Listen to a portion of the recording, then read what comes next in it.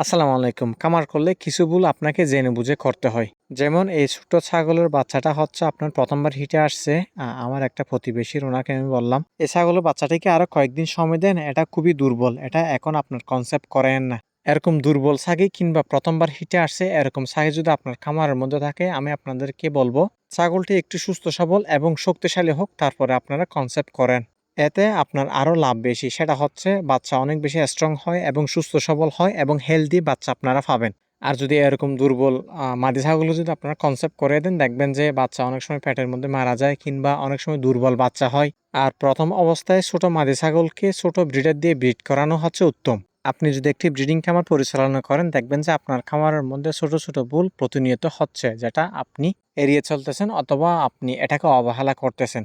যেমন মনে করেন একটা মাদি ছাগল যদি আপনার খামারের মধ্যে ৩ টা বাচ্চা দেয় এটাও অসুবিধা। আর যদি একটা বাচ্চা দেয় তাও আবার অসুবিধা যদি আমার মতো আপনারা এই সমস্যার সম্মুখীন হন। আমার একটা মাদি ছাগল একটা বাচ্চা দিছে কিন্তু দেখেন সে একটা দুধ থেকে দুধ পান করে কিন্তু অন্য পাশে দুধটা কিরকম ফুলে আছে দেখেন।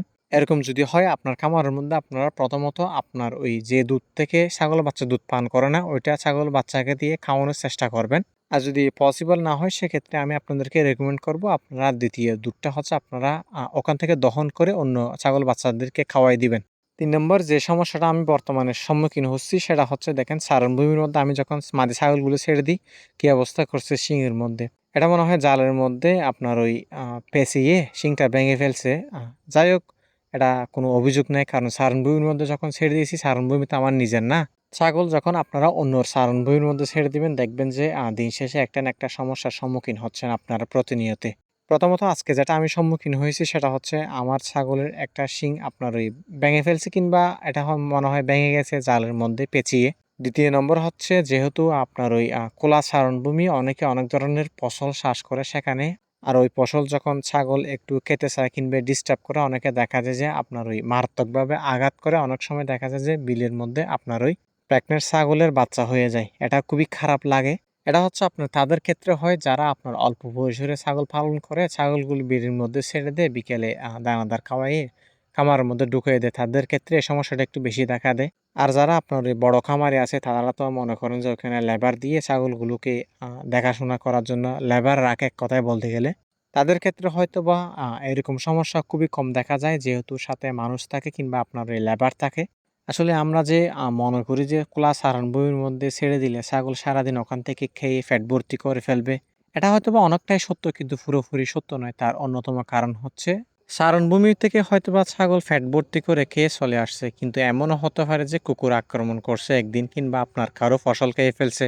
যে কৃষকের ফসল খাইছে ওই কৃষক যদি আপনার মাদি ছাগলকে গর্ভবতী মাদি ছাগলকে যদি পেটের মধ্যে আঘাত করে অনেক সময় দেখা যায় যে ছাগলের বাচ্চা ওইখানে হয়ে যায় কিংবা আপনার গর্ভপাত হয়ে যায়। চারণভূমির মধ্যে ছেড়ে দিয়ে ছাগল পালন করলে হয়তোবা আপনার ওই অনেকটা সাশ্রয় হবে টাকার দিক থেকে কিংবা আপনার খাবার কস্টিং অনেকটা কমে যাবে।